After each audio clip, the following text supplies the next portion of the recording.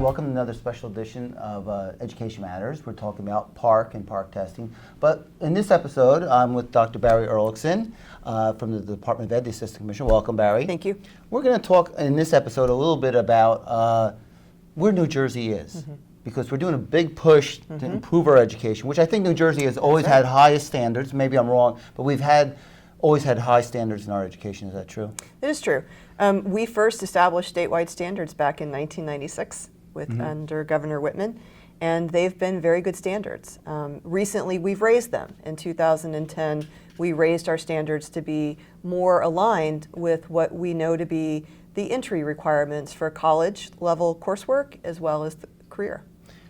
So we should be proud of our educational achievement, but we're still pushing to move ahead. Right. It's hard to compare state to state, though. I mean, you use the NAEP exam as the only true way. What is the NAEP exam, and why is that the best state-to-state comparison? Yeah. So the National Assessment of Educational Progress, NAEP, is considered to be the gold standard of assessments. It's required that every state participate in it. It's the only assessment that it can be used to compare the various states. NAEP tests at grade 4, at grade 8, and also in grade 12. Every 2 years, it's a sampling, so not every one of our students participates. In fact, only about 2% of students participate in grade 4, grade 8, and grade 12.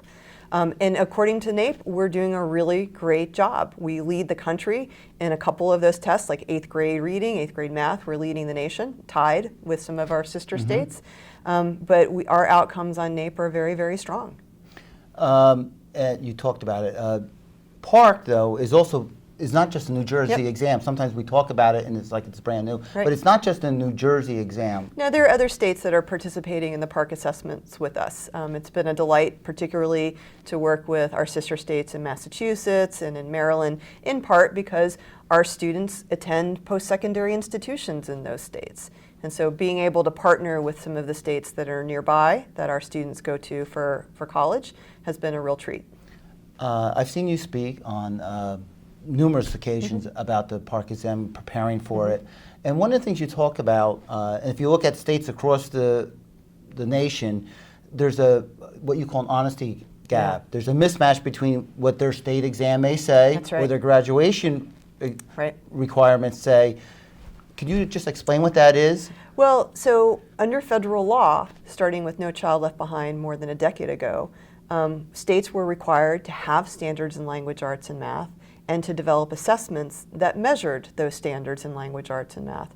But there was no requirement that the state standards be high or that the assessments be good.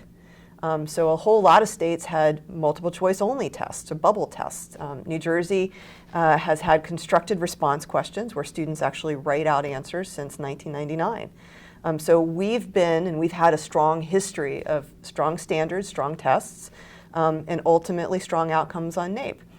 The interesting thing, of course, is that we may be leading the nation in NAEP, but about 42% of our fourth graders are meeting the benchmark of proficiency in the fourth grade reading assessment in NAEP.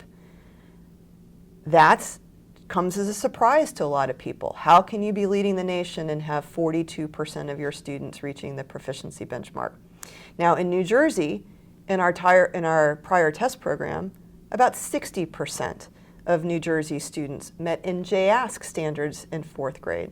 So we had about an 18-point gap between NJASC grade 4 and NAEP grade 4, an 18-point gap between 60% proficient and 42% proficient. There are many states in the nation that had much larger gaps, where their state assessment was saying that 90% of their students were passing their fourth grade test and 30% of their students were proficient in NAEP. So they had a 60-point gap overall in their state assessment to NAEP.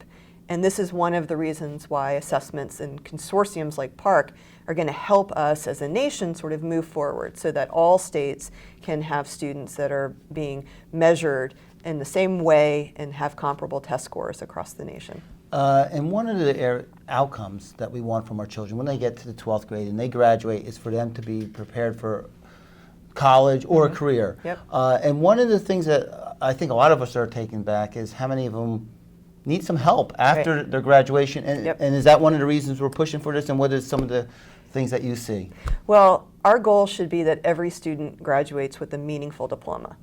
And that definition of what's meaningful is going to vary from child to child. For some students, our most advanced students, it may mean that they take 12 advanced placement classes. For other students, it means that they're going to be enrolled in dual enrollment. But as a base measure, we should graduate students who are ready to enter credit-bearing classes in college.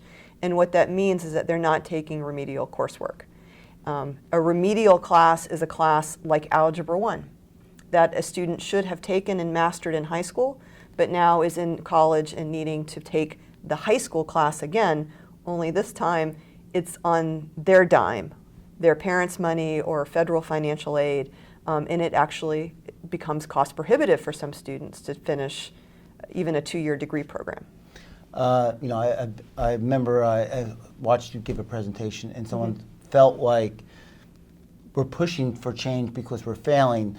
Are we really pushing for change because we're failing, or is this, even though we're maybe the leading state or one of the leading states, it's really just to keep moving forward? And New Jersey's always had high standards. That's right. If you go back to the NCLB, Right. I believe we never lowered our standards so that all kids could pass. Right. We haven't. One of the studies from an organization demonstrated that since the beginning of No Child Left Behind, about half the states actually lowered their standards, lowered their cut points on their statewide assessment to escape federal accountability. It's the so-called race to the bottom. New Jersey never participated in that. But your first question about, you know, our efforts here today, you know, again, New Jersey is one of the highest performing school systems in the nation. But standing still is not the right idea either. So we have some of the best high schools in the nation. We're sending our students to elite post-secondary institutions. We're sending a whole lot of our students to 4-year institutions. That's great. Too many of our students who go to our 2-year college, community college or county college are needing to take that remedial coursework. And we do see pretty significant differences based on race and ethnicity as well as economic disadvantage. So while we're tending to our highest performing students by offering them dual enrollment, by offering advanced placement, even in their international baccalaureate diplomas, while we're attending to that, we also need to be thinking about how do we bring all students up so that all of them are ready to go into a career, and by that I mean a really well-paying career, not just a job, to go into a career or to pursue post-secondary education. Okay, I'd like to thank Dr. Barry Erlickson for talking to us about how New Jersey is doing in education.